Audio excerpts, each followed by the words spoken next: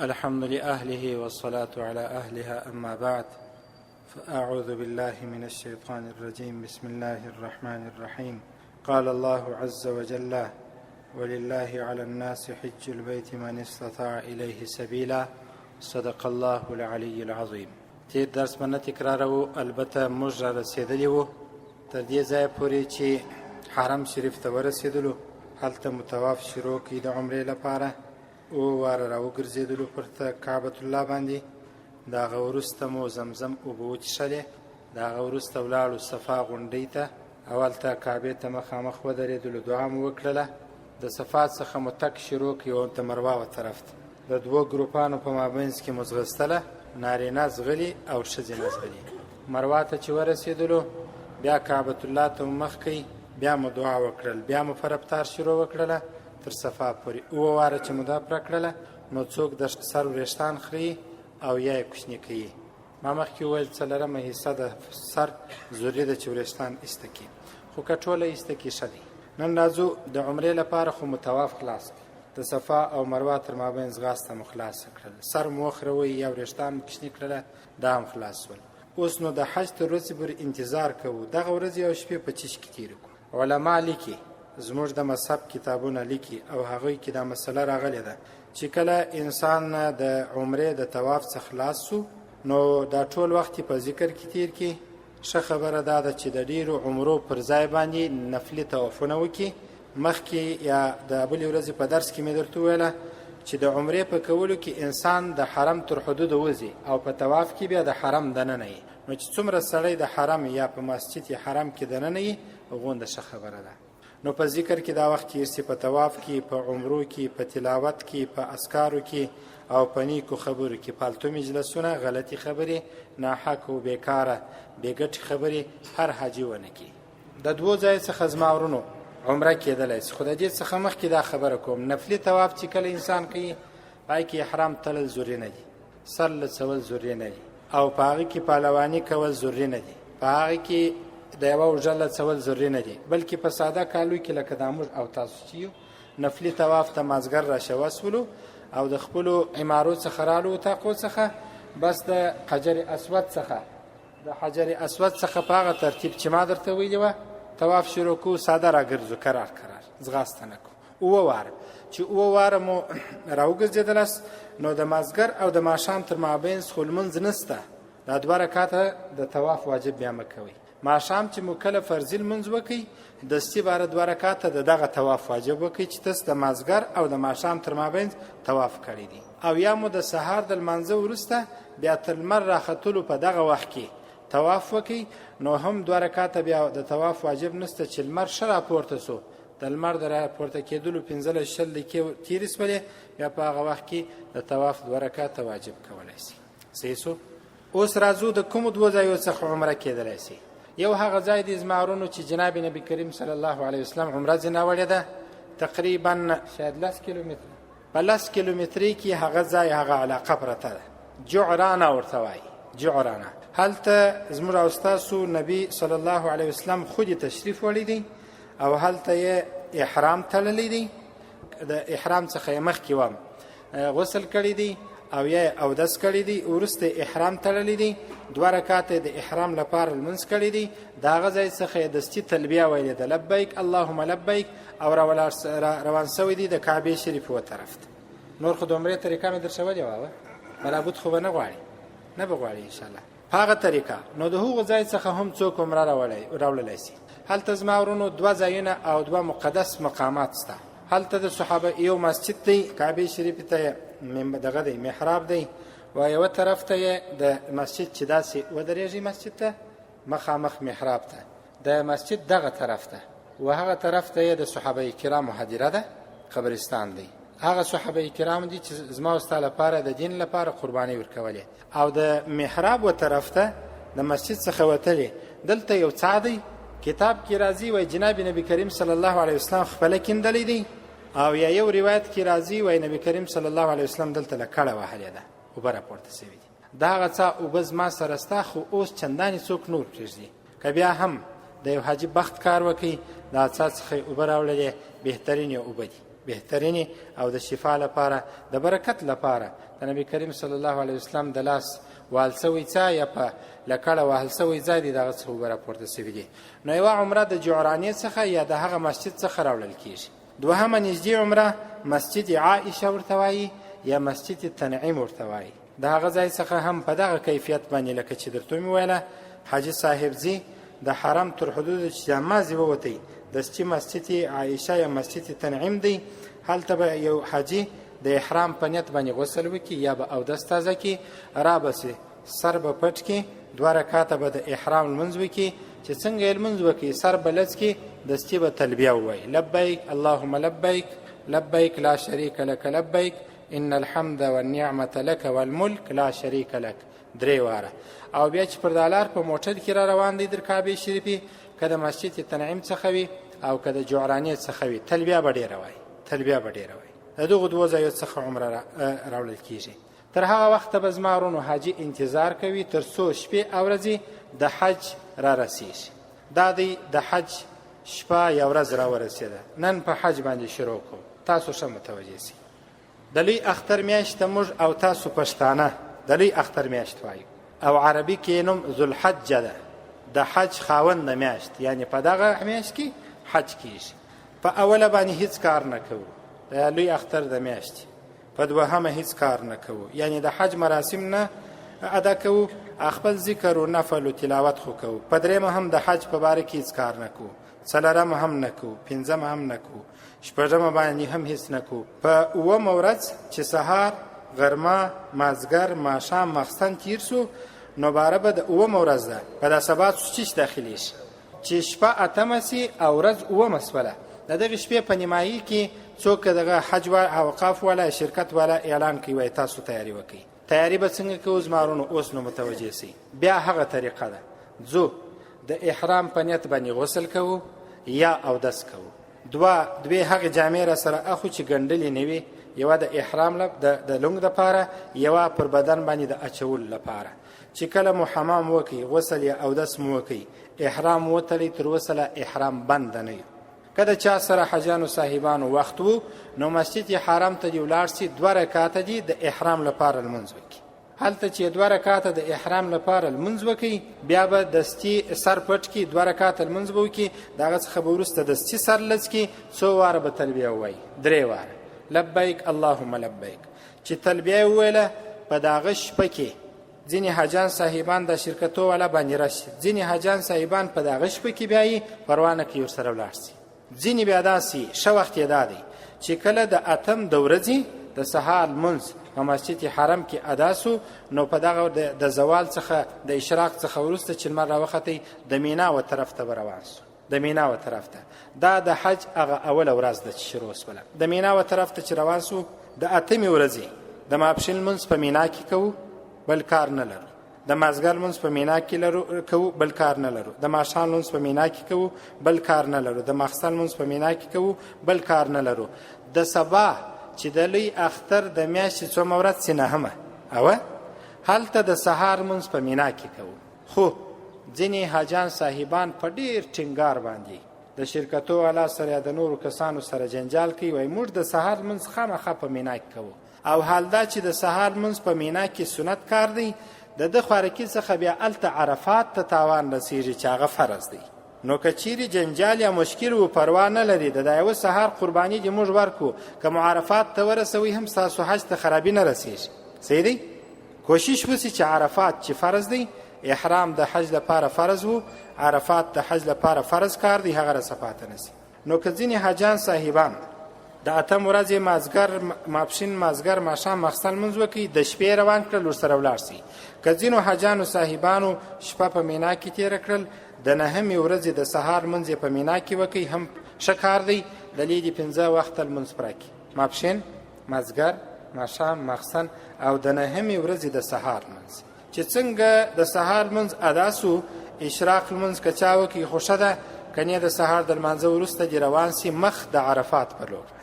عرفات ته چې کله ورسېدلو د زوال څخه مخکې چې لمر لا تر سرو نه یې اوښتی، لمر لا تر هغه څخه مخکې به موږ عرفات ته ځان رسوو. ځان چې مو رسوئ طبیعي خبره ده د هر چا عماره او اتاق خو ځای معلومي. هلته که آرام وکړو کنې بیا غسل وکړو ښه کار دی. که د غسل وخت نه و اودس خو وکړو. که د اودس چې مو وکړي یا غسل مو وکړي نو زوال چې څنګه سو لمر چې څنګه در سره واوښتی نو موږ به د عرفات و طرف ته روان سو. عرفات و طرف ته څه مطلب؟ عرفات ډېر لوی میدان دی. دا هغه میدان دی چې 1,40,000 زیات و کم صحابه کرام پکښې جمع سول. تاسو فکر کوئ څومره مقدس ځای به وي، څومره د رحمت ځای به وي، څومره د الله انوار به وي، څومره ژر به دعاوې قبلیږي. دلته که نور نه یې یوازې هغه پیغمبر چې الله رب العزت ورته په قرآن کې په ښو نومو باندې یادونه کړې ده هغه پیغمبر دلته راغلی دی، نبی کریم صلی الله علیه وسلم. بس که نور هیڅ نه یې بس موږ ته دا ځای محترم دی. نو چې عرفات د زوال یا د زوال وروسته یا د لمر د تېرېدو وروسته د سرو څخه تېر سو عرفات ته باید روان سو، د عرفات میدان ته. خو چې څنګه زوال سو د ماپښین وخت داخل سو، د مازدیګر د نهمې ورځې د لوی اختر د نهمې ورځې د مازدیګر لمونځ به رامخته کوي، د ماپښین په وخت کې به یې وکړي.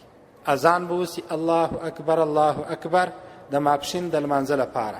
د ماپښین لمونځ به په جماعت ادا کړي او د هغه وروسته بیا اقامت کیږي، دغه کیږي اذان کیږي، اقامت کیږي د ماپښین لمونځ، د هغه وروسته بل اذان کیږي، بیا د مازدیګر لمونځ کیږي د ماپښین په وخت کې. صحیح سو چې کله مو دا دوه لمونځونه د مازدیګر لمونځ مو ورمخته کوي د ماپښین په وخت کې مو وکړي، تاسو فارغ سولاست ځئ د عرفات په میدان ته. هلته هر حاجی کوشش دا کوي چې هغه غره ته وخیږي کم غره ته چې جبل الرحمت ویل کیږي، د رحمت غر خیږي مزمارونو د دې غره په لمن کې ودرېږي. کوشش د ختلو مه کوئ. د جبل الرحمت د رحمت پر غره باندې بس کسان دي ورځي دغه ډبرې دي موچي خطونه دي لیکي او قبرونه دي جوړوي وای دلته به زما مرګ راسي. دلته یو سړی زمارونو کچيري په مشرق کې وي او د الله رب العزت د احکام سره ژوند تیر کې د نبی د سنت طریقې سره هغه سی بخښل کیږي لکه یو سړی چې په مدینه کې او که په مدینه کې وو ما درته ویل چې د نبی پر سنت طریقه ژوند نه تیروي نو حساب کیږي د الله رب العزت دربار دی. هلته وخت بل مه تیروي، ټوله وخت زمارونو په دعا. دغه دعا په قبلېدو کې هیڅ شک نشته، په دغه عقیده وکړئ چې هیڅ شک نشته قبلېږي. او داسې اسمانو ته خیږي د هغه ځای داسې قبلې سوي دعاوې راکښته کیږي چې په ټول ژوند به چا احساس لا نه کړي. نو دا ټوله وخت په دعا کې تیر کړي.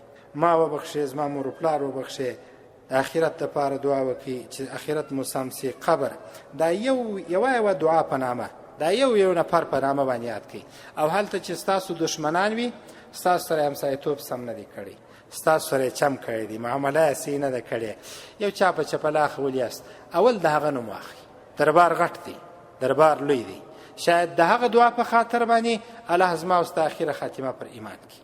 او مولانا اشرف علي تانوي صاحب فرمایي وایي که څوک غواړي چې خپل دشمن دوست کړي نو د تهجد په لمانځه کې دعا ورته کوي. بس دا لار ده. دشمن نه په پیسو سمیږي، دشمن نه په بل سمیږي، حربي او چمونه نور کوي. که غواړو چې دشمن دوست کو نو څه خبره وکړو؟ دعا ورته کوو. د عرفات په میدان کې به موږ دعاګانې کوو. دعاوې چې مو کړې ښه وخت یې د ډېرو ښه وخت د دعاګانو لپاره د مازدیګر د لمانځه وروسته دی. د مازدیګر لمونځ خو موږ چیرې ادا کړی دی؟ د ماپښین په وخت کې د مازدیګر د لمانځه څخه فارغ یو. بس د مازدیګر وخت چې څنګه داخل سو دعاګانې دغه وخت عجب به د قبلېدو دی. سبحان الله چې سړی حاجي او الله ته متوجي او ژاړي په دې وخت کې داسې قبلېږي او سړی چې په زړه کې د الله محبت ولري، په زړه کې د الله محبت داسې. زه به یو ساده مثال درته وایم، اجازه خو به تاسو فکر وکړئ نن سبا چې کله یو نوی فیشن راوځي او یا په ټي وي کې یا بل کیبل کې یو پروګرام راسي، یو چا یو نوی لباس یا نوی وریښتان جوړ کړي، سبا او بل سبا په ښار کې یو ځوان ویني په هغه لباس باندې اخته وي. دا د زړه محبت دی دا نفر سره. که زموږ د الله او دغه د رسول سره د زړه محبت وي تاسو دعا وکړئ په الله قسم چې داسې قبول سي. زما چې په زړه کې څومره عقیده ده او څومره مې یقین دی هغه په الفاظو کې زه نه سم ویلی. ولې قبول سوي دي؟ زما خپله چې کومې دعاوې کړي دي زما د قبول سوي دي، نو زه هغه عقیده او توکل تاسو ته وایم. نو دعاوې وکړئ چې کله لمر پر لوېدو سو تاسو د دې ځای څخه حرکت کوئ مخ د مزدلفې په لور. د ماښام لمونځ مه کوئ، د ماښام د لمانځه انتظار مه کوئ، د اذان انتظار مه کوئ.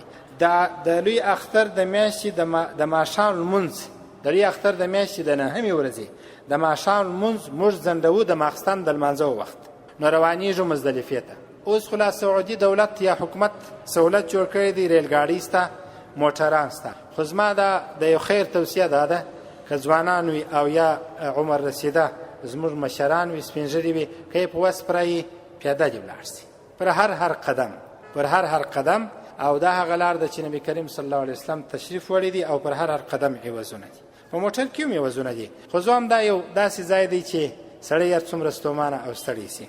د مزدلفې و طرف ته چې روان سو، خیر که د لمر لوېدو وروسته 1 ساعت بعد ورسېدلو، 2 ساعته بعد ورسېدلو، 3 ساعته بعد ورسېدلو، چې څنګه د مزدلفې میدان ته ورسېدلو کوشش وکړئ هغه مسجد سره بغل ته ځای ونیسئ، کم مسجد ته چې مشعر الحرام ویل کېږي.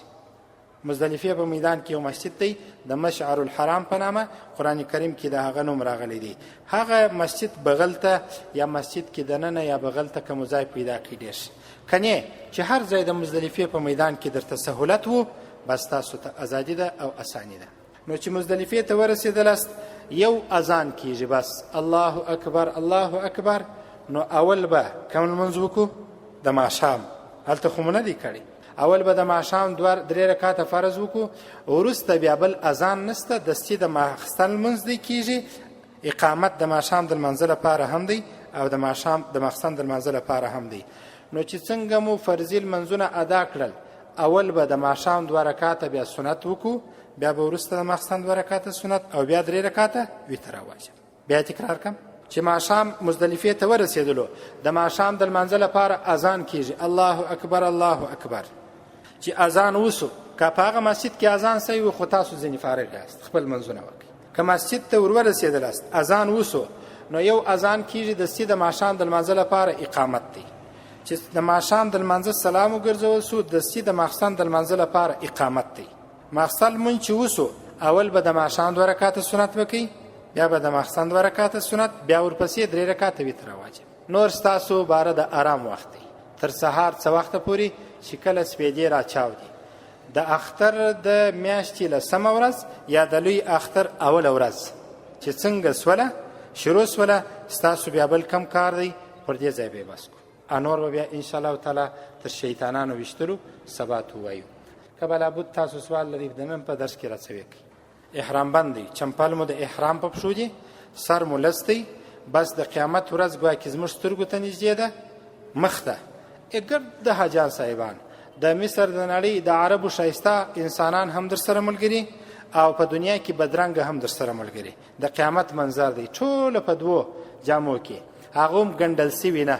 خان چې د لې د دبدبې څخه، هغه بادشاه چې د لې د هیبت او د لوی څخه انسانان ډارېدله، هلته به ستا سره په احرام کې مشکل نسته، په احرام بند یو. احرام مو شروع کړی دی، بیا چې احرام راورسېږي چې کوم ځای خلاصېږي سبا به وایي. شپې په احرام کې، د مینا شپه احرام کې ده، او دغه چې دی په مزدلفه کې شپه په احرام کې ده، سر نه پټېږي. او هغه دغه چې ویله یو حاجي صاحب ویله چې کولی سمه سترګې پټې کمه دومره قدر چې انسان ته تکلیف ونه رسېږي، کولی سي اجازه سته، اما ټوله سر نسي پټولی. او که هغه هم ونه کړي ښه کار. ما درته وویله که مزدلفې ته راورسېدلې، د ماښام د ماخستن د لمانځه وخت و، نو هلته خود یې د هغه ځای امامان ورسره بلد دي، نو په جمع به یې ورسره وکړي. که در څخه جماعت تېر سوي خپل ملګري واست، نو یو مخ ته کوي، په جماعت یې وکړي. او که هېڅوک د جماعت نه وای انفرادي بل څوک نه، چې د دغې ورځې د ماښام دی، د دغې ورځې د ماښام بعد ازیر وخت ماخستن د عرفات په میدان کې زما ورونو یو سړی وایي زما د وسه نه ده پره بالا دغه تورې او شنې او سلمانۍ چای راوړه، بس د لې څنګ مې درته ویل دی انډیواله څه پکښې وایه.